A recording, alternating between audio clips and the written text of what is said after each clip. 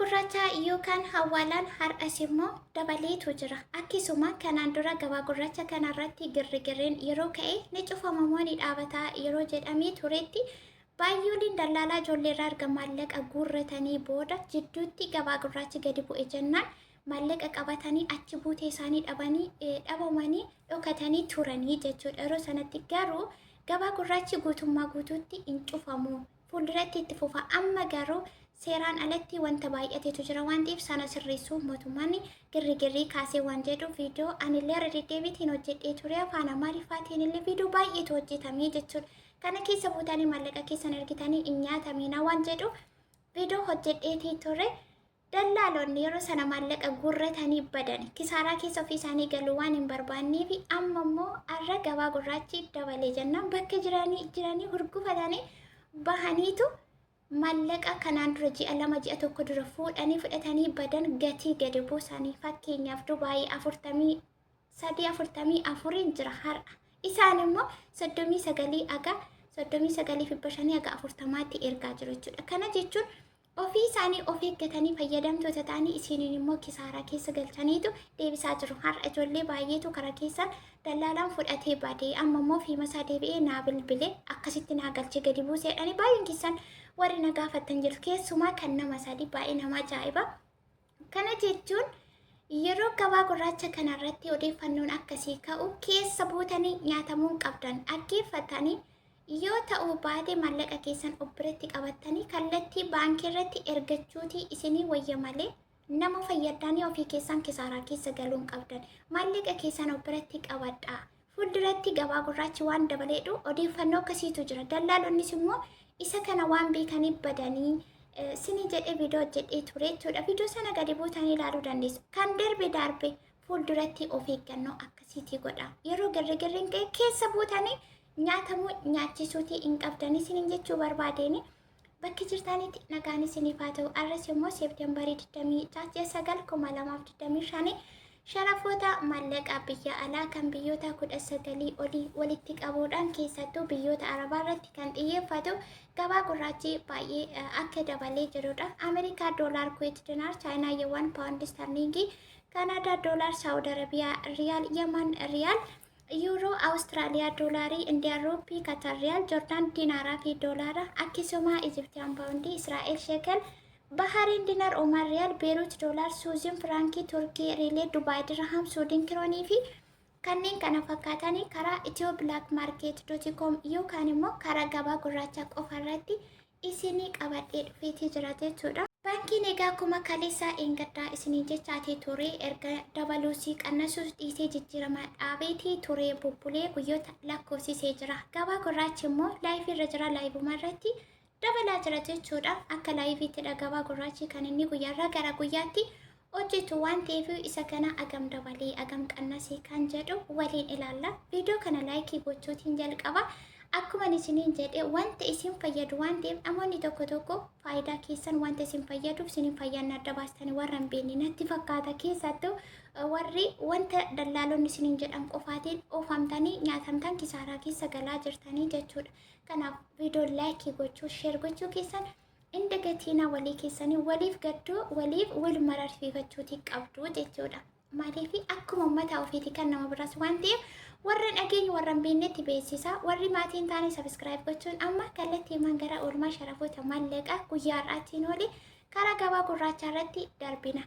Guyyaa har'aasii Ameerikaa doolaarri karaa gabaa gurraachaa ta'uusaa hin irraanfatinaa yookaan immoo dagachuutii hin qabdanii mata durees dubbifachuu qabdu. Yeroo seentanii guyyaa tokko jidduu oltiin beeku guyyaarraa gara guyyaatti isin bira qaqqabaa jira waan ta'eef viidiyoo irratti garuu laayikiin keessan ni xiqqaate isinumtiyyuu ilaala.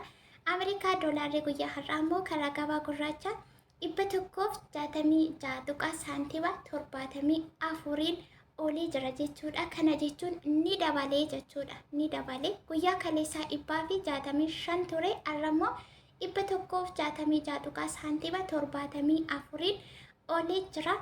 Inni itti aanu Kuweet dinaaridha.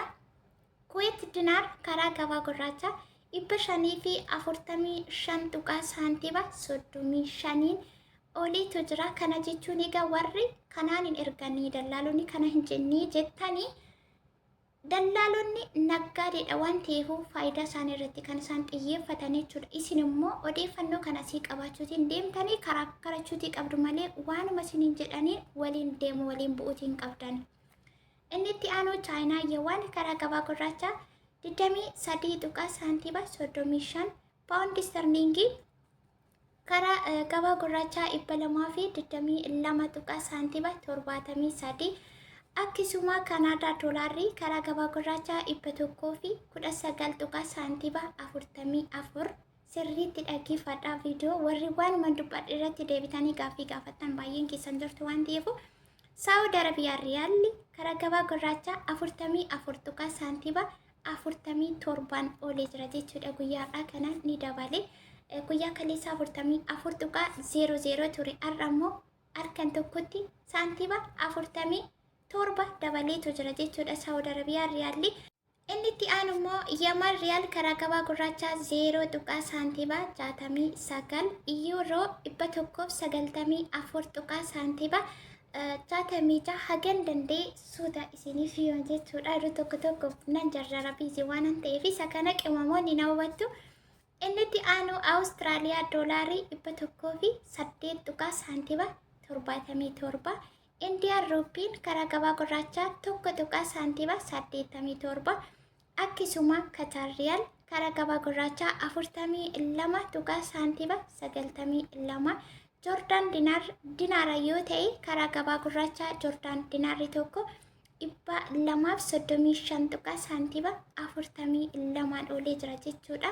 Yoo dinaara ta'e doolaara yoo ta'e immoo doolaara tokko dinaara tokko gara doolaaraatti yeroo jijjiiramu dinaara warra Jordan gara doolaaraatti yeroo jijjiiramu dinaarri tokko 40 aga 41 jechuudha. Doolaarri tokko immoo guyyaarraa doolaarri Ameerikaa tokko 166 saantiba 74 kana jechuun gara 42 haga 43tti ergachuu dandeessu. Karaa gabaa gurraacha daldalaa keessan immoo murteessaadha jechuudha. Barbaade 38-39 jechuu danda'a waan ta'eef inni itti aanu Egyptian paawundii karaa gabaa gurraacha 3 saantiba 46 akkasuma Israa'el shekel karaa gabaa gurraacha 49 saantiba 56 Bahariin dinar karaa gabaa gurraacha 442 saantiba 46 Oman riyaal karaa gabaa gurraacha 434 saantiba 26 Beerut doolaar ijoollee warra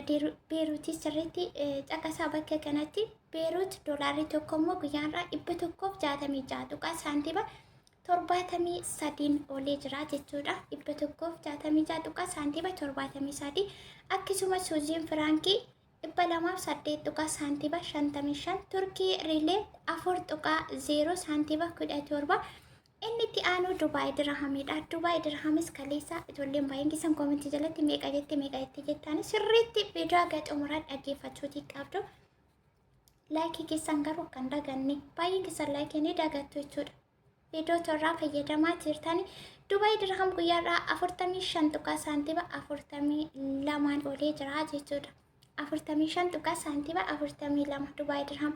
Inni itti aanuu fi inni dhuma Suudiin kiroonii karaa gabaa gurraacha 17 saantiba 62tiin oliitu jira. Gaaffiin adda ta'e yoo jiraate bakka isiniin galle erga viidiyoo haga xumuraatti dhaggeeffattanii booda na gaafachuutii dandeessu. Sharafoota mallaqa guyyaarraa September 26/2025 karaa gabaa gurraacha ittiin oolee kana fakkaata. Akkuma isiniin jedhe egaa dallaalota irraa aga dandeessan ofii gaddaa baay'een isaanii ija shaboon dhiqatanii sirriitti jechuudha kan isaan fayyadamaatii jiran. Ijoollee baay'ee kisaaraa keessa galchanii isin immoo gowwoomuu qabdan wal hubachiisuu qabdu. Waliif gadduu wal mararsiifachuu ilaalcha walii gochuutii qabdu jechuudha. Viidiyoo sheer godha akkas ture akkanatti ergachuu qabdu akkasitti dubbachuu qabdu ta'e yoo wal gorsitan rakkina tokko hin qabu. Oolmaa gabaan ittiin oolee walii keessaniif himuutii qabdu. Laayikiin nama tokko sheeriin nama tokko namoota baay'ee kumaatama bira qaqqabsiisuu danda'a. Isa kana garuu akka keessan keessatti qabaatan maaliif akkasiin mararuun beeku waan akkasinitti qoxxaru wayi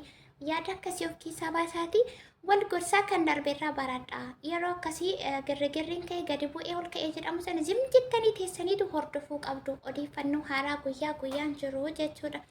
Isa kana fakkaataa gaa dallaalonni gudii godhanii jiru. Ijoollee gudii godhanii jiru. Ofii isaanii fayyadamanii yeroo girrigirriin ka'u sana qabatanii taa'anii maallaqa namaa har'ammoo yeroo dabale irratti isa ji'a lamaan baatii lamaan kana dura irratti walii galanii kan isaan galchaa jiran. Gabaan guyyaa kaleessaa kan kaleessaa kanarraas akkasi. Kana jechuun akka irraa barattan irraa of eeggatanii fi ijoollee baay'een keessaan akkas nu godhanii dallaalaan maallaqa koo fudhatee bade sun kanaan naa deebisee kanaan naa galchee kan jedhan baay'een jiru waan ta'eef isa kanaaf isiniif immoo barumsa kan ta'a kan jedhu isinis sheer gochuudhaan nama tokko isin nama 1000 isinii galee akkasitti sheer waliif haa goonuu isiniin jedha. Viidiyoo biraatiin nagaan deebi'ee dhufuutti laayik sheer gochuu sabskiraayib gochuu asaba saayitii keessan koomentii irratti na beeksisuutiin bakkeertanitti nagaa ta'aa baay'ee.